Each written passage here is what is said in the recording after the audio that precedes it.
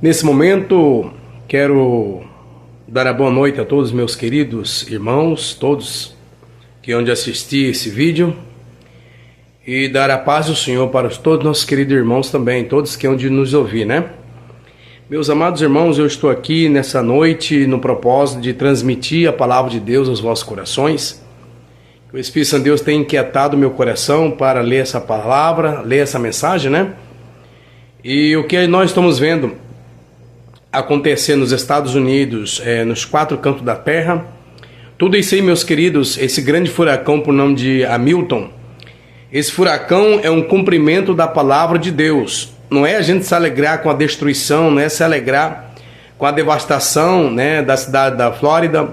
E muitas pessoas, né, nesse exato momento lá estão desesperadas, ou quem sabe, com certeza deve ter alguns que já até mesmo faleceram. E que Deus venha ter misericórdia dessas pessoas, né, dos americanos que moram na cidade de Flórida. Que Deus venha dar o livramento a todos eles, né, que todos possam se escapar, que todos possam se salvar. E que Deus tenha misericórdia de cada um daqueles nossos irmãos. Mas aqui no livro de Apocalipse, capítulo 7, está escrito assim, irmãos.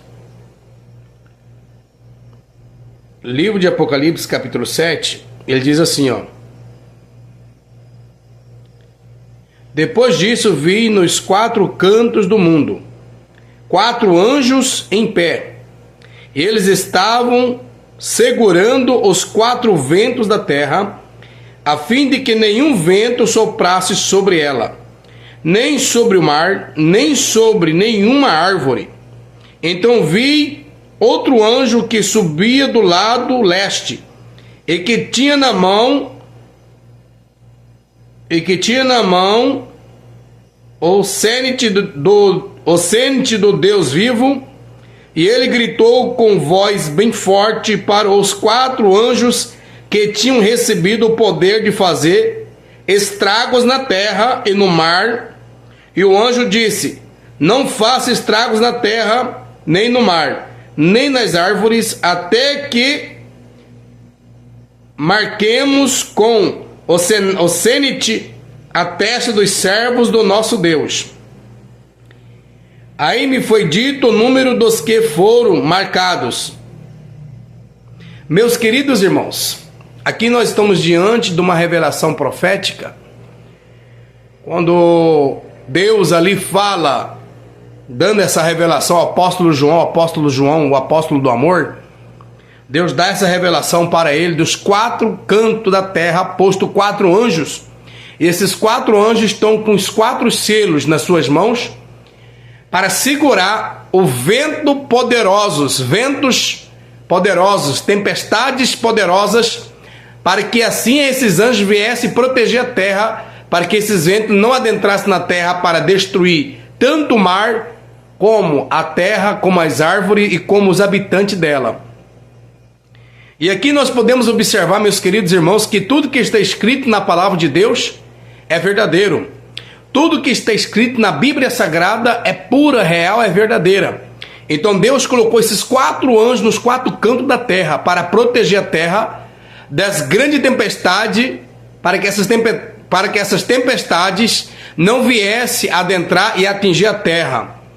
Então o anjo do Senhor disse para aqueles 4 anjos proteger a terra desses grandes ventos poderosos, até que os servos do Senhor na terra sejam marcados com a marca do Senhor, seja marcado com a marca de Deus.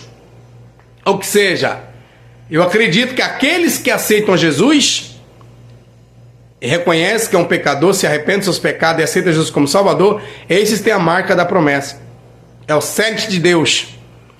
Então, meus queridos irmãos, o que nós estamos vendo acontecer na face da terra é algo assustador, aterrorizante. É algo assim que parece que nós estamos vendo coisa do filme, né? Parece que é coisa de filme, mas não é, irmãos. Isso é uma pura realidade que nós estamos vivenciando no nosso tempo de hoje, nos dias de hoje. É o cumprimento da palavra de Deus. A Bíblia diz que muitos sinais haveriam nos céus e na terra quando se aproximar o tempo do fim. O tempo do Filho do Homem.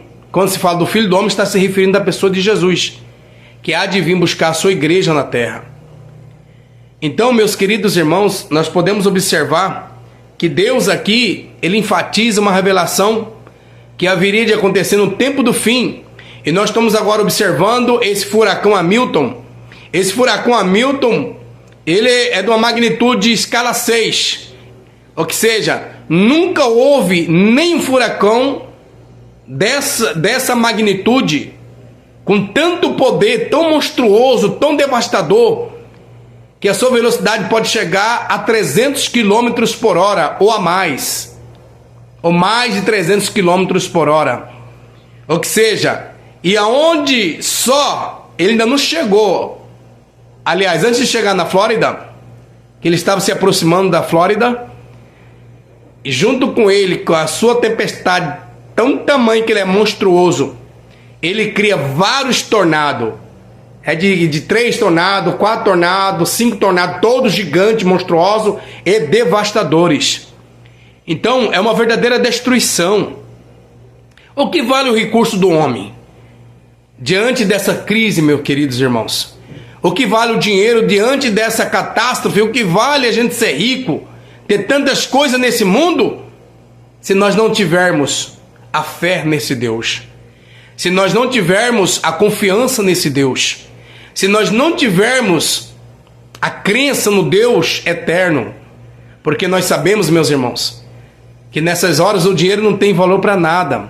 Nós sabemos que a riqueza desse mundo não tem valor para nada diante dessas catástrofes, diante dessa destruição, desse furacão Milton, que ele pode causar, o que ele está ocasionando lá na Flórida e em outros lugares por onde ele vai passar.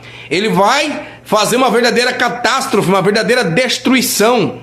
E só quem pode conter ele, apaziguar essa tempestade, só tem uma pessoa, que é Deus, que é Jesus, que é o Espírito Santo. E por isso, meus queridos irmãos, nós temos que unir nossas forças. Temos que orar incessantemente em prol dos irmãos da Flórida, em prol dos americanos, que está passando por essa grande tormenta, por essa grande aflição, para que Deus assim venha ter misericórdia e venha poupar a vida daqueles cristãos ali, que ali estão. Mas, irmãos, nós não podemos também ignorar a palavra de Deus. Nessas horas tem muitas pessoas que falam que Deus não existe, falam que a Bíblia Sagrada é mentira, o que está escrito na Bíblia Sagrada não é verdade. Meus queridos, tudo que está escrito nas Escrituras Sagradas está se cumprindo. A Escritura Sagrada é uma pura veracidade de Deus. Ela é verdadeira e nela não tem mentira e nem falsificação. A Bíblia Sagrada é a palavra do Senhor. Tudo que está escrito está se cumprindo.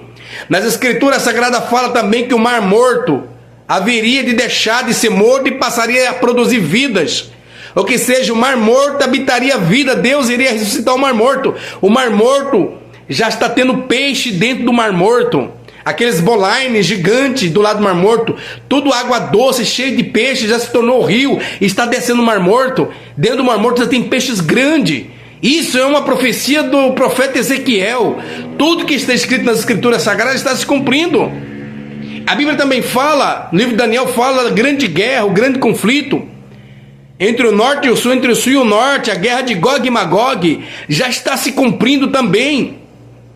Podemos ver ali o Irã atacando Israel, o Hezbollah, o Líbano atacando Israel, e outros grupos terroristas e o Irã atacando Israel.